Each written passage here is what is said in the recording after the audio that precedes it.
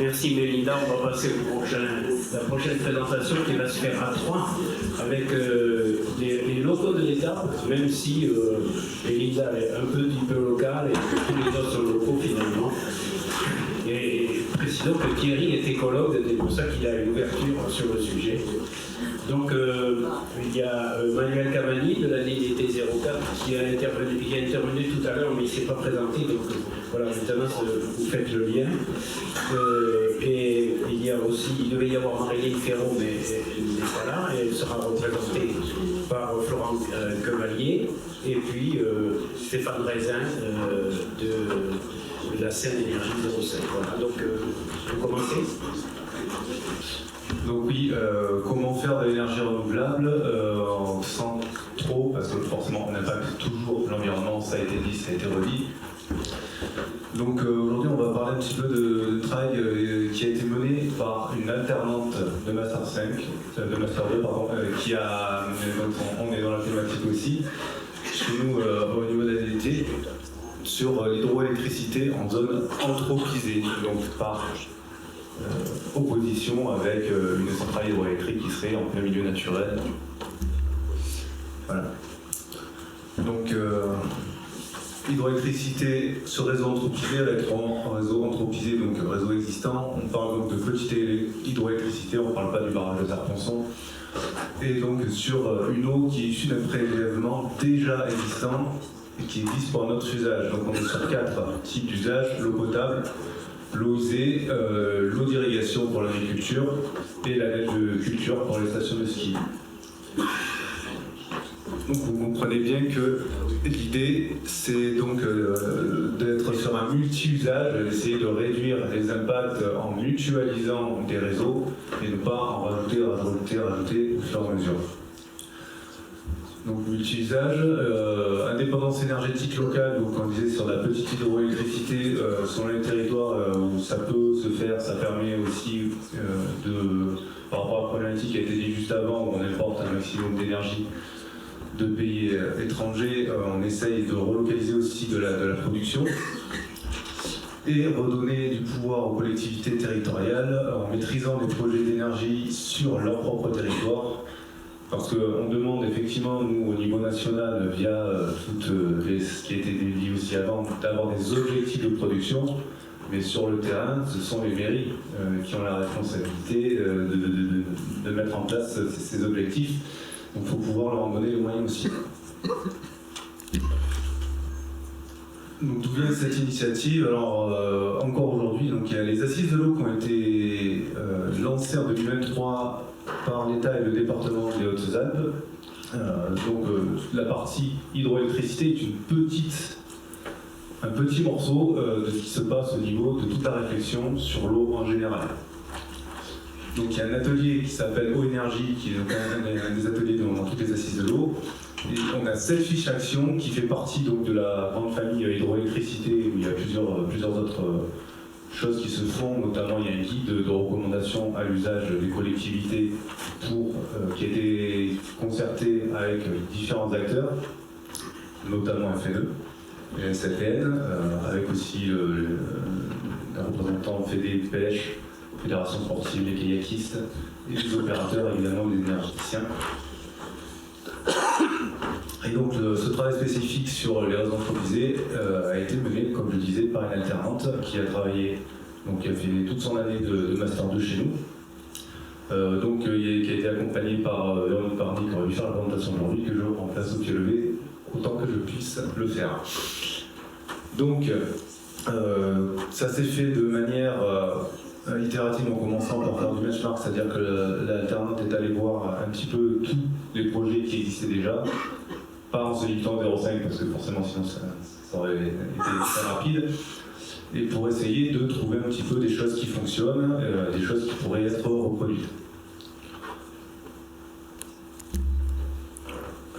Donc, on va rapidement passer, voilà, c'est pour juste un petit peu visualiser la façon dont ça se présente. Sur les 4 types de réseaux, donc l'eau potable, ça va être une captation qui va se faire donc, sur le réseau en amont ou en aval de la centrale, de l'unité de potabilisation. Pour l'eau usée, Même chose, on va pouvoir turbiner en amont ou en aval de la station d'épuration.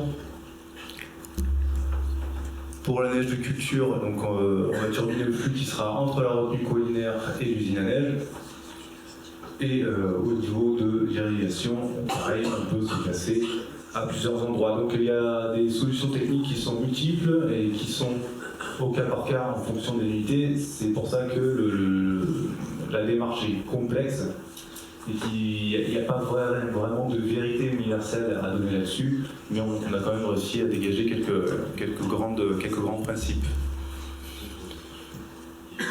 Excusez-moi. Donc quel est le but? Donc le but dans la liste, c'est de produire de l'énergie, donc soit en autoconsommation, parfois même au plus près, c'est-à-dire au niveau de la station d'épuration. Il y a des stations d'épuration qui consomment énormément d'énergie.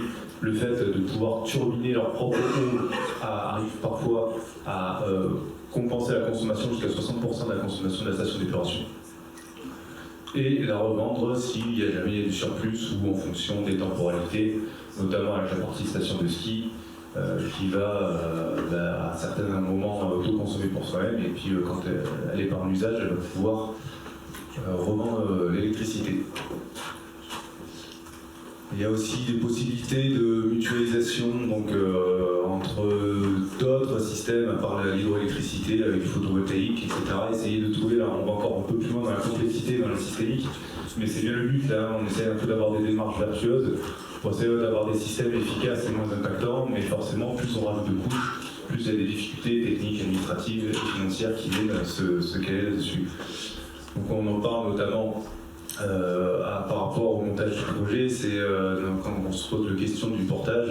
Déjà, est-ce que c'est la collectivité qui va le faire tout seul? Est-ce que elle va complètement déléguer? Ou est-ce qu'il va y avoir une solution mixte qui va se dégager en faisant du co-développement? Et c'est là où les collègues vont beaucoup intervenir d'ailleurs. Ça fait partie des montages du portage. Ouais. Ça, j'ai juste mis pour vous montrer, je ne rentre absolument pas dans ce schéma, c'est pour montrer à quel point c'est simple de faire un projet. Sur un manière administrative, vous avez un peu toute la liste des demandes administratives qui sont examinées dans ce genre de cas au niveau des autorisations environnementales, urbanisme, loi sur l'eau, etc., etc. Et là, il y a un peu la partie Et c'est que oui, alors je me suis pas amusé à faire toute la partie technique et la partie financière, on n'est vraiment que sur l'administratif. Voilà, heureusement, il y a beaucoup de partenaires qui sont là pour aider les projets. Et merci à eux. Alors, le 05 particulièrement est vraiment très bien achalandé par rapport à la population en termes de partenaires qui accompagnent les projets. Voilà, donc en conclusion, ce genre de projets on a vu entrer en aperçu d'une grande complexité administrative.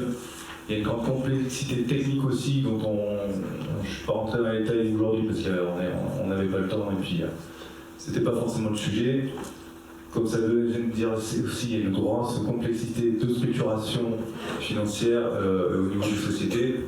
Par contre, le but, c'est de faire des projets qui vont être moins onéreux puisqu'on réutilise de l'existant et qui vont être moins impactants au niveau de l'environnement. Je réinsiste encore qu'il n'y a pas d'impact zéro, notamment sur certains types de réseaux entreprisés. Même si on est sur un réseau existant, il y aura parfois des demandes nécessaires de prélèvements supplémentaires quand même.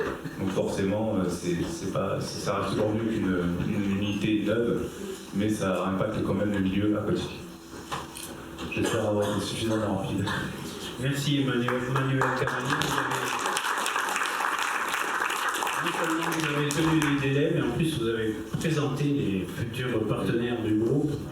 Et en plus, l'intérêt c'est que maintenant on connaît votre structure et les communes pourront faire appel à vous. Donc on va passer à une deuxième expérimentation qui est très intéressante par Florent Cavalli qui se passe à Réalo. Et Réalo qui est quand même une petite station qui a pas beaucoup de moyens mais qui a beaucoup d'idées.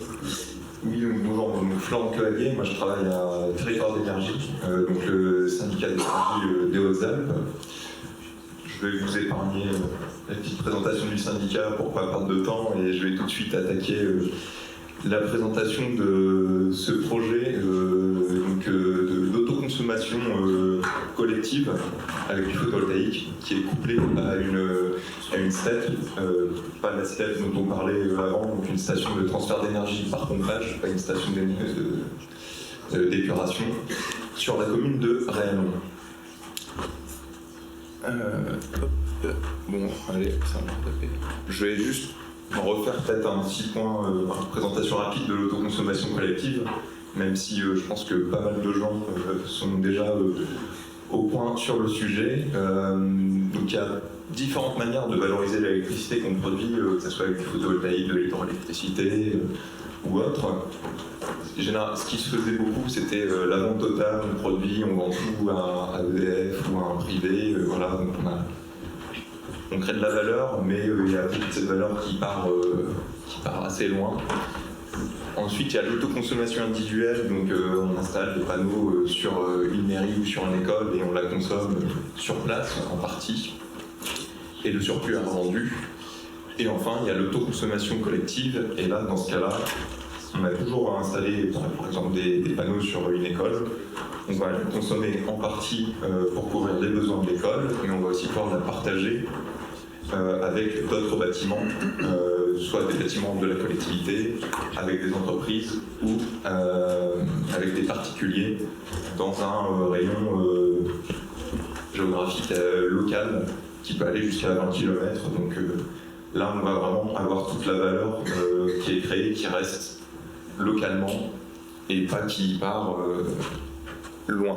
Pour en finir sur l'autoconsommation collective, donc voilà, on peut produire avec du photovoltaïque, de l'éolien ou de l'hydroélectricité. Et donc là, j'ai mis un petit schéma. Voilà, si on produit, le schéma d'Enedis, si on produit 110 kWh, ben, à chaque instant, on va pouvoir la répartir entre différents consommateurs et leur vendre à un tarif qui sera fixe et pas dépendant des variations de l'électricité qu'on a pu connaître il y a quelques années, il y a 3 ans notamment. Donc ça permet à des personnes ou des consommateurs qui ne peuvent pas produire de bénéficier d'une électricité renouvelable et locale à un tarif attractif. Et voilà, enfin on y arrive à Réalon. Donc ce projet, il a associé la commune de Réalon, sa régie de la montée mécanique et territoire d'énergie. Et donc il y a en projet de construction 6 centrales de photovoltaïque en toiture des bâtiments de la régie pour une puissance totale de 91 kW crête et une production annuelle environ de 118 MWh par an. Donc cette production, elle va permettre d'alimenter, couvrir une partie de la consommation de la commune, de la régie et de TO05. Et on va l'associer avec une step d'une puissance de 42 kW. Et cette step va être installée entre 2 retenues collinaires qui sont actuellement utilisées pour la neige de culture. Donc il n'y aura pas de création de nouvelles infrastructures, puisque c'est déjà des infrastructures existantes ou en construction. Mais voilà, la seule chose qui va être installée, c'est une turbine entre ces 2 retenues collinaires. Voilà un petit schéma pour être un peu plus clair. Donc on va avoir les panneaux photovoltaïques qui vont en priorité couvrir les besoins en électricité des 3 consommateurs. Si on a du surplus, ce qui va être le cas l'été en journée, on va pomper l'eau de la retenue basse dans la retenue haute pour la stocker et pour la restituer la nuit, et ce qui va nous permettre d'éviter de réinjecter du surplus et dans le réseau à un moment de la journée où personne n'en a besoin. Donc on essaye d'optimiser l'autoconsommation et pour couvrir au maximum les besoins des 3 consommateurs. Sachant que oui, avec le photovoltaïque, on va avoir du surplus surtout l'été, à un moment où la régie n'a pas besoin de sa ressource en eau pour la production de neige de culture. Donc il y a vraiment une synergie entre les deux usages. Et un peu, voilà, quelques chiffres pour un peu comprendre ce qui se passe. Donc le premier schéma là en haut à droite, c'est donc sur nos 118 MWh qu'on va produire. Il y en aura directement 65% qui seront autoconsommés par les 3 consommateurs. On va avoir 17% qui vont être consommés par la pompe afin de monter l'eau, et il nous restera encore un petit peu de surplus qu'on pourra valoriser peut-être auprès d'autres consommateurs, peut-être des entreprises ou des particuliers. Et si on regarde par contre la consommation totale de ces 3 consommateurs, donc la commune, la régie et TO05, la production PV, elle va permettre de couvrir 12% des besoins énergétiques de ces 3 consommateurs. Et l'ajout de cette step, ça va nous permettre de gagner 2% en plus. Donc c'est un petit plus, mais ça reste quand même une amélioration par rapport à si on n'avait pas cette step qui était présente. Voilà rapidement. Moi aussi j'ai essayé de faire très vite pour rattraper le retard. Et puis... Merci Florent.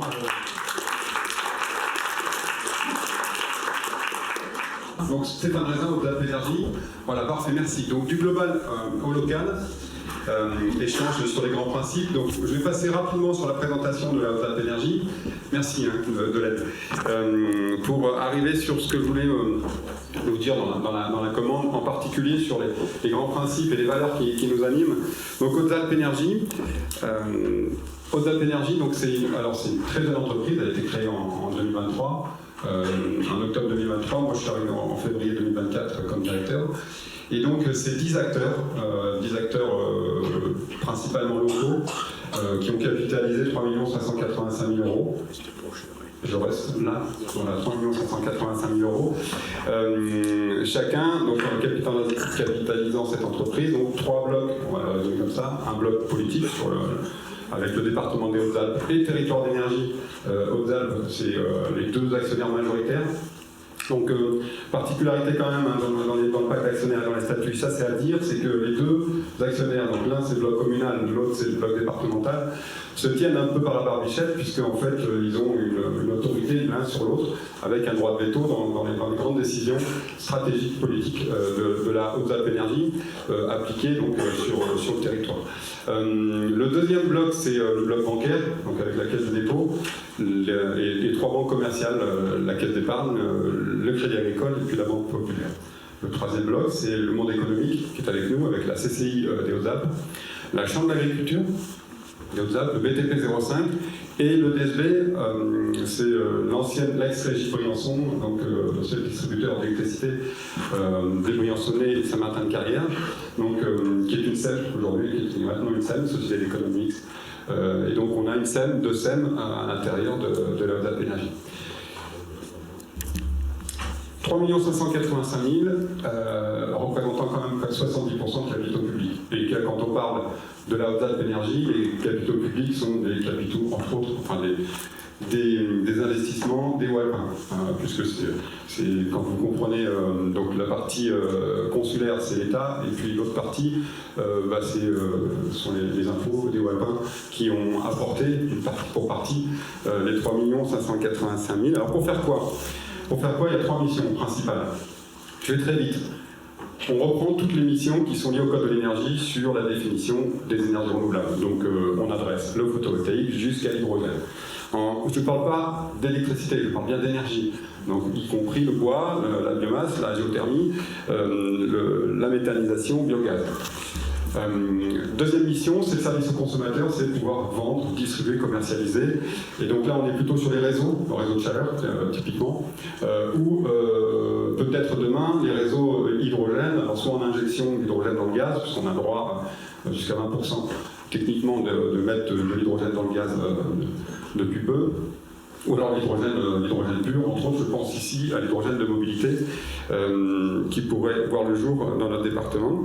Et puis les contrats de performance énergétique aussi, là on est directement tiers financeur, on peut être tiers financeur, je vais mettre au conditionnel parce qu'on n'a encore aucun projet.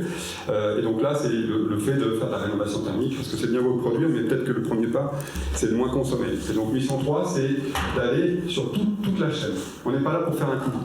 Enfin, typiquement, ce que nous demandent les élus, c'est de s'ancrer sur le territoire, c'est d'être avec les élus communaux, et on n'est pas là pour vendre le projet dans son développement, une fois qu'il est sécurisé, que sais-je, et on va jusqu'au démantèlement. Et ça, c'est important aussi de dire que dans nos business plans, on y met annuellement une partie proportionnalité de l'investissement au démantèlement. Donc on provisionne pour aller jusqu'au bout de la chaîne.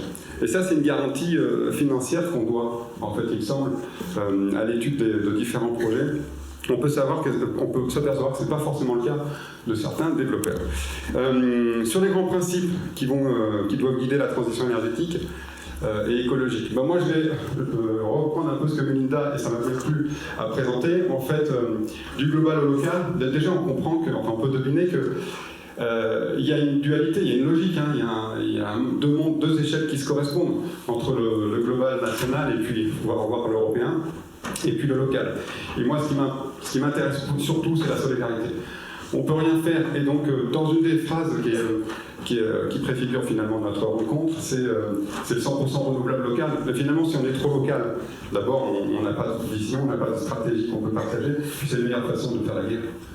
Et donc on a besoin du national, on a besoin de la solidarité européenne pour pouvoir inculquer, plaquer finalement des stratégies sur nos territoires. Donc le premier maître mot, c'est la solidarité.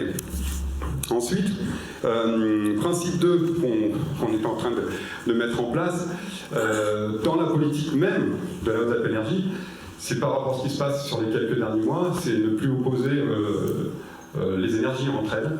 Et donc c'est vraiment prôné sur le mix énergétique. Et nous, on s'est orienté, quand on a commencé à travailler, on était sur 95% de solaire photovoltaïque sur les Hautes-Alpes.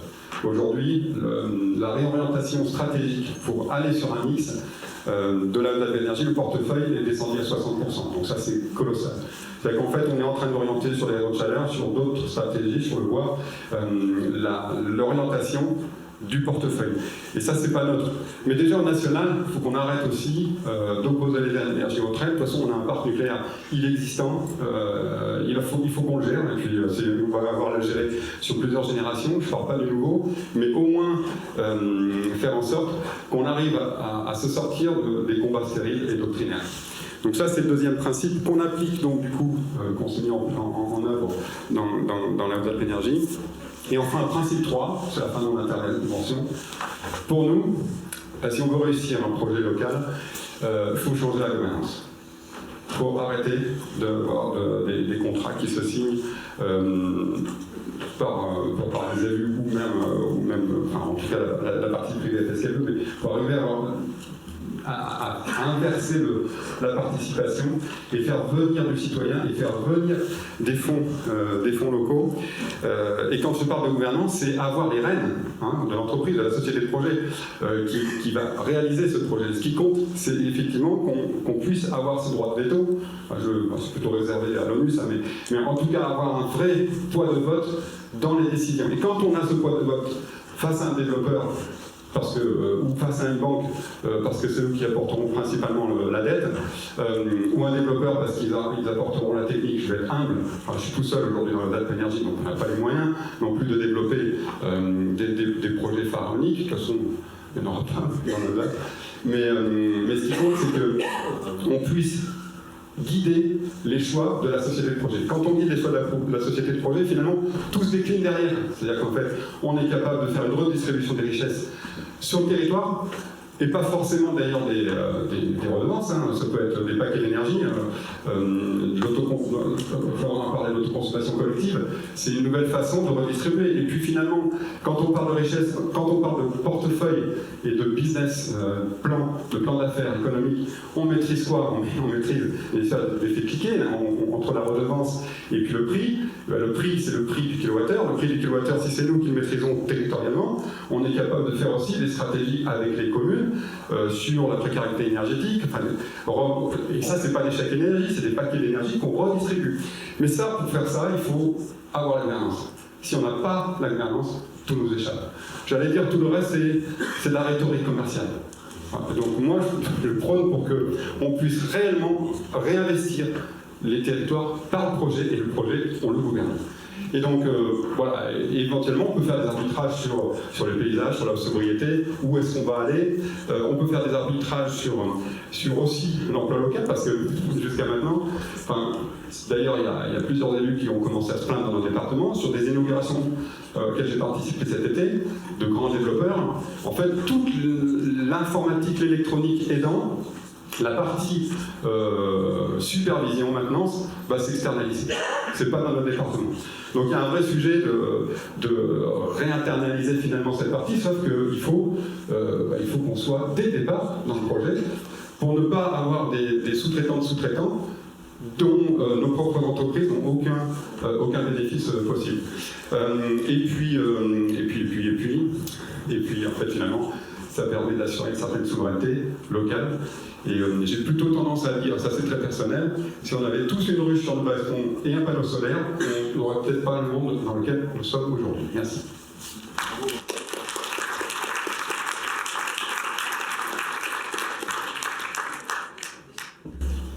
Merci à tous les trois, vous avez été formidables. On a 10 minutes pour 3 questions, et après on passera à la dernière intervention. On a au total que 15 minutes de retard sur la matinée, je trouve que c'est déjà un exploit. Alors, j'attends la première question. Oui, j'arrive.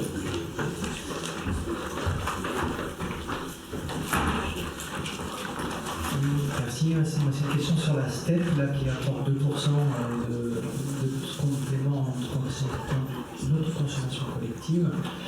Je voulais savoir si c'était un lissage jour-nuit ou alors semaine ensoleillée, semaine nuageuse, ou alors, j'imagine pas été-hiver, parce que l'hiver, les bassins sont utilisés pour autre chose. Voilà, et du coup, est-ce que le surcoût de l'implantation de turbine compense vraiment ce bénéfice de 2%?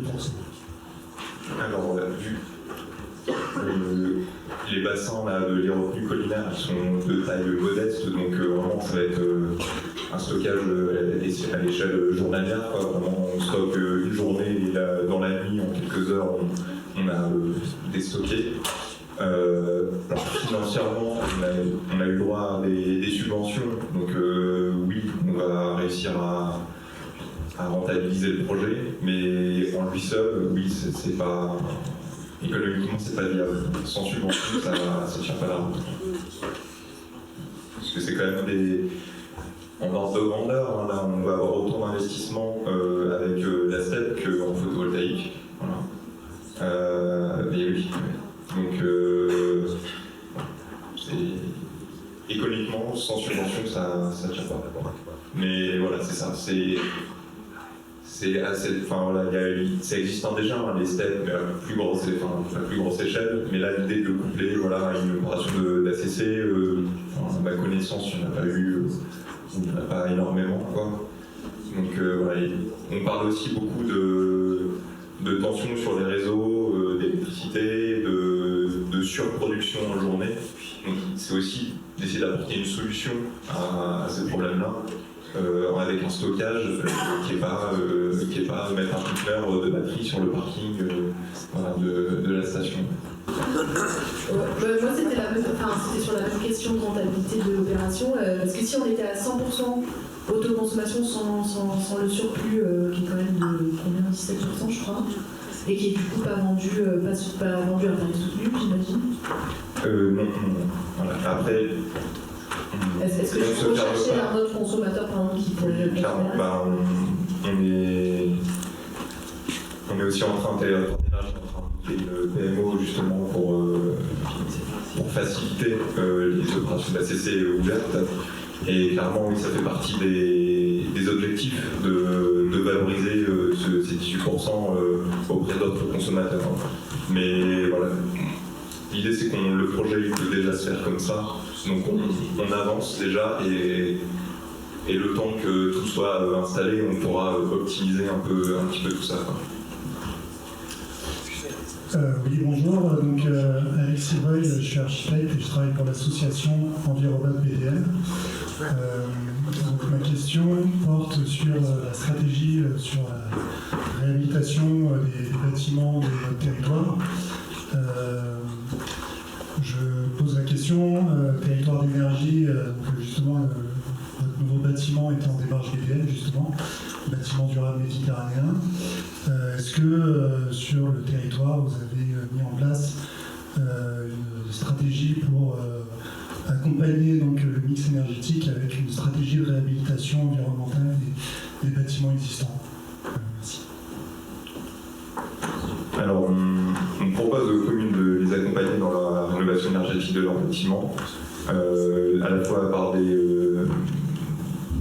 études, un peu un bilan global de leur patrimoine, et aussi on accompagne les communes, notamment avec des mandats de maîtrise d'ouvrage pour rénover leurs bâtiments publics. Donc après, BDM, je ne pense pas, mais oui,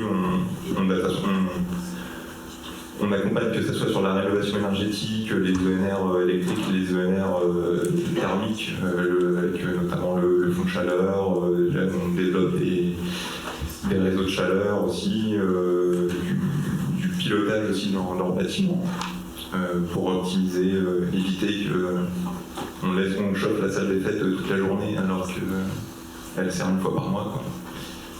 Voilà, vraiment on est présent sur tous les sujets de la transition énergétique pour accompagner les communes. Stéphane Manuel, vous avez sûrement des choses à rajouter. Oui, j'ai rajouté, oui.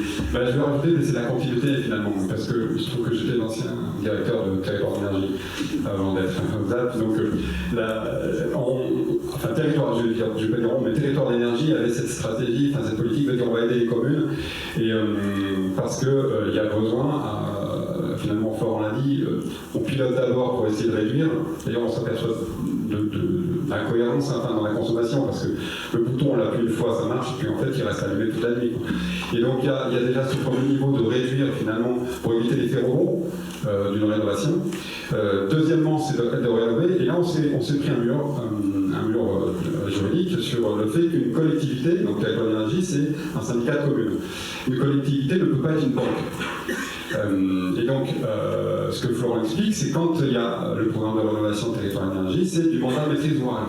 La commune affecte à un opérateur tiers, entre autres celui avec lequel il adhère, territoire d'énergie, une opération, ça pourrait être un COCOM, en fonction de la compétence qui est la stratification des compétences. Donc affecte une maîtrise d'ouvrage pour réaliser pour son compte et son bien, finalement les travaux. Mais in fine, c'est quand même la commune qui paye, qui doit financer et qui doit assurer en fait le financement intégral, soit par l'emprunt, soit par son budget propre. Et là, on s'est retrouvé en fait à cette difficulté que de dire oui, mais le problème dans la loi énergie-climat, il était possible de faire du tiers investissement. Mais c'est réservé aux banques. Et donc, une sorte de débat en préfecture, on nous a dit, mais finalement, le territoire d'énergie ne peut pas faire l'avance de trésorerie, faire l'avance pour une de ses, même si c'est un membre. Et donc l'autre idée, ça a été de dire, la SEM, puisque le territoire d'énergie est actionnaire de la SEM, elle, en tant qu'entité juridique privée, peut faire du tiers financement. Donc voilà, il y a cette bascule qui peut s'opérer quand à un moment donné le budget communal est restreint ou la profession de foi des élus c'est de ne pas mettre, il n'y avait pas de programme de rénovation énergétique dans cette profession de foi, c'est de dire finalement on déconnecte la charge financière et tant qu'à faire donc d'une rénovation, on la donne tant qu'à faire à un opérateur public à côté.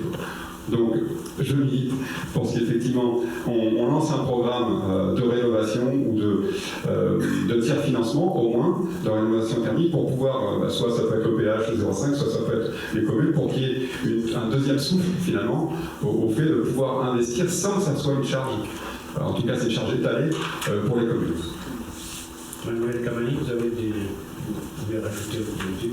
Je complète généralement pour la partie un peu dézoomée, on rebondit encore sur la planification, cette difficulté sur les objectifs encore aujourd'hui. Là, si on parle de la ligne rénovation des bâtiments publics, par exemple, si on creuse un peu dans le bâtiment public, si je prends ne serait-ce que les écoles, pour l'école communale c'est la commune, le collège c'est le département, le lycée c'est la région. Chacune de ces entités a son plan ou pas de plan de rénovation de ces bâtiments de son propre parc. Et donc nous la difficulté, ce qu'on fait au niveau d'État, c'est de mettre en musique un petit peu, comme je disais, les objectifs nationaux et de décliner ça en objectif local.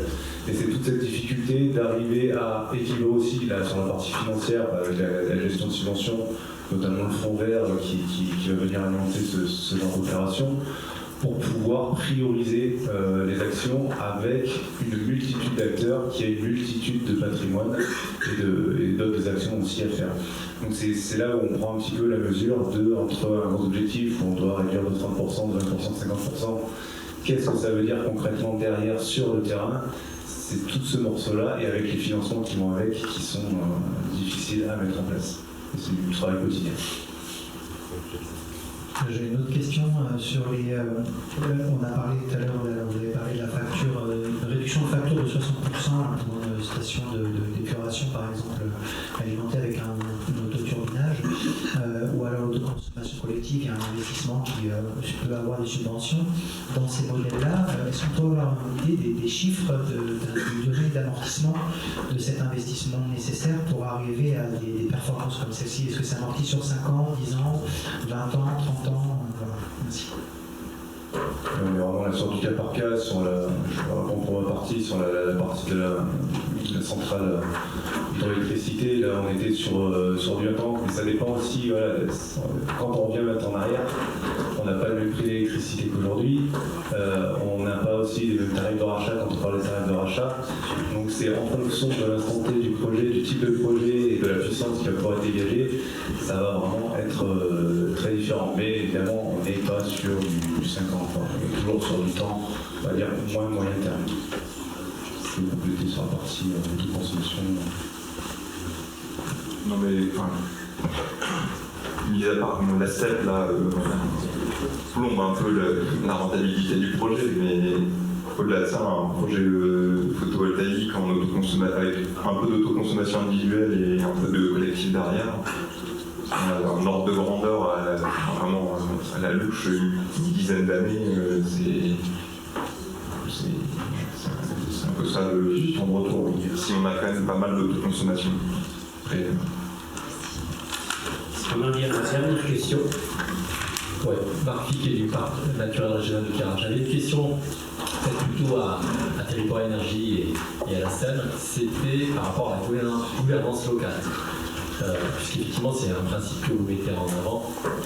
Et on sait aussi que c'est la question de l'acceptation des projets, elle est essentiellement liée aussi à l'implication, à la consultation, le fait d'embarquer la population. Et donc, du coup, je voulais voir quel était derrière le principe, comment vous voyez effectivement votre action pour impliquer effectivement les citoyens. Et évoquer aussi l'exemple qui a été mené sur le PETR avec le diagnostic territorial, qui est quand même une démarche qui est originale, avec la mise en place d'un comité d'orientation environnementale qui dit justement à pouvoir consulter l'ensemble des strates de la population, pas les élus, mais également les sachants et les citoyens. Est-ce que vous comptez vous appuyer sur ce type de structure, vous en inspirer pour effectivement développer vos projets? Oui. Bon, la Haute Énergie, c'est un développeur. Il faut le voir comme un développeur, mais pas comme un autre développeur. L'idée je vais être très concret, je ne peux pas trop en parler, mais il y a eu un arbitrage au conseil d'administration de la Haute Énergie que de dire, mais finalement, on ne cherche pas à être forcément majoritaire dans les projets. Ce qui compte, par contre, c'est qu'il n'y ait personne de majoritaire. Et quand on pose ce postulat, ça sous-entend que s'il n'y a personne de majoritaire, si on prend des tiers développeurs ou des banques, ou du citoyen, ou la commune, ou la Comcom, c'est déjà faire venir, pas forcément de parité, mais c'est faire venir chacun pour sa part dans le projet une sorte de coparticipation. C'est ça la gouvernance partagée. C'est le fondamental, c'est qu'il y a personne qui est majoritaire. Alors c'est pas facile, hein. C'est pas facile, mais on a un exemple qui vient d'être autorisé, enfin en tout cas d'être signé avec une commune, et la commune sera largement majoritaire. Alors quand je dis qu'une commune est largement majoritaire, ça veut dire quoi? Ça veut dire que le droit, la société, c'est plus une société SAS, de type SAS, donc à action simplifiée, ça devient une SEM. Parce qu'une collectivité qui passe au-dessus des 51%, ça change le format juridique. Et quand on aura peut-être l'occasion de présenter, mais je ne suis pas encore autorisé à le faire, que la ZAP Énergie est actionnaire, deux actionnaires dans une SEM à venir avec une commune, et que ZAP Énergie est à 30%, vous comprenez ce que veut dire le sens de la gouvernance, la commune sera décideur de tout. Et donc, en embarquant finalement la commune dans le bateau, et même elle devient capitaine, ça répond pour une partie de tous ces arbitrages qui devront être faits dans le cadre de la concertation. Et justement, je pense que ça s'imbrique bien. Mais pour imbriquer, pour répondre, pour être dans le territoire et s'imprégner finalement des remontées citoyens et locaux, c'est ne pas promettre du vent. Et pour ne pas promettre du vent, il faut être à l'honneur. Il faut être dans la gouvernance du projet. Quand un maire va pouvoir, un maire de cette commune, quand il va dire on n'y va pas, on fait ça, c'est lui qui va décider en conseil d'administration derrière. Donc c'est fondamental, ça inverse complètement le sens finalement de l'aménagement du territoire. Et si ce maire lui-même a déjà un schéma organisationnel, parce qu'il y a un autre projet qui peut se faire à ça, par rapport à un projet d'eau potable, et donc si le maire a en plus déjà intégré que cette société peut être le garant porteur du deuxième projet, bah vous avez, en fait, ça devient massif. Vous avez à la fois une économie qui s'égale, enfin, on va dire une économie financière qui s'égale, et cette économie financière, la question c'est de savoir comment est-ce qu'on la partage.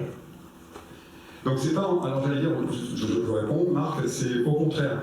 C'est parce que, moi j'en suis intimement convaincu, c'est parce qu'il n'y a personne de majoritaire dans nos sociétés, que tout le monde se tient, on est obligé de se parler, et puis il n'y a pas un hégémonique qui va faire sa stratégie, qui va imposer par les bords des remontées, je veux le dire clairement, hein, des remontées financières par la sous-traitance de sous-traitance, de holding, qui sont elles-mêmes, en fait, les patronnes de ces sociétés sous-traitantes. Et donc vous avez à un moment donné, ça se voit, hein, j'ai deux exemples dans le département, je ne vais pas les citer. À un moment donné, l'entreprise qui revient voir Madame le maire, Monsieur le maire, en disant désolé, on fait un avenant parce que vous voyez, la société de projet elle est déficitaire, ou elle est limite. Mais enfin, tout est fait pour. Voilà. Et donc, si vous n'êtes pas dedans, si vous ne maîtrisez pas la gouvernance, pour le coup, l'énergie vous échappe. Merci beaucoup à tous les trois. Vous avez été formidables sur le délai. Bon,